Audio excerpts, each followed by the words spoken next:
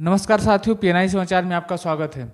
जिस प्रकार से लोकसभा का चुनाव बहुत नज़दीक है, वहीं पर सियासी गलियारों में भी सरगर्मी काफ़ी तेज़ी से चल रही। हालांकि ठंड का माहौल जरूर है, लेकिन जिस प्रकार से बयानबाजी हो रही है, कहीं न कहीं सियासी गलियारों में भी काफ़ी तेज़ी से चर्चा का माहौल है। वहीं उत्तर प्रदेश की मुख्यमंत्री रही मायावती जी ने आज अपना 68वां जन्मदिवस मनाया। जिस प्रकार से वहीं पर उन्होंने लोकसभा के चुनाव में एनडीए अलायंस को तगड़ा झटका दिया है।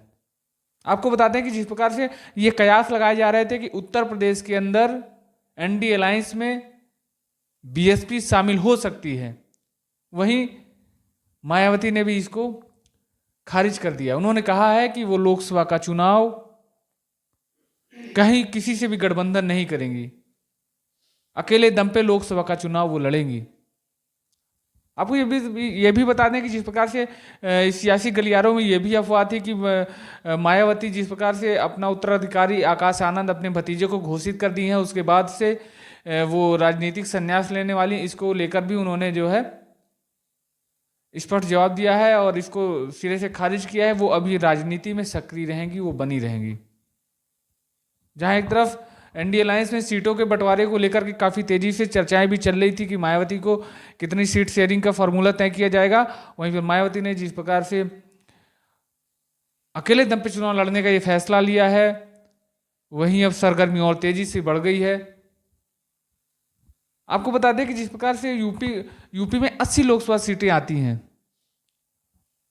और बहुजन समाज पार्टी मजबूत स्थिति में है, ऐसा नहीं है कि वो एक कमजोर स्थिति में है। तो वहीं मायावती ने ये फैसला लिया है कि वो स्पष्ट तरीके से चुनाव लड़ेंगी और किसी भी पार्टी से गठबंधन नहीं करेंगी। उन्होंने ये भी कहा कि पूरे दम के साथ लोकसभा का चुनाव लड़ेंगे और अब फ्री में समर्थन नहीं देंगे। वो फ्री में समर्थन देने वाली नहीं है। अब देखना यही होगा कि जिसको समर्थन देती हैं उससे केंद्र में कितनी भागीदारी लेती हैं, ये तो चुनाव के बाद पता चलेगा, चुनाव में जीतने के बाद पता चलेगा। बाकी किन किन प्रत्याशियों को उतारती हैं, किन किन सीटों से उतारती हैं, क्या फार्मूला उनका होगा, वो तो आने वाला समय ही बताएगा। बाकी जिस प्रकार से उन्होंने एक तगड़ा झटका दिया है एनडीए अलायंस को उत्तर प्रदेश के अंदर,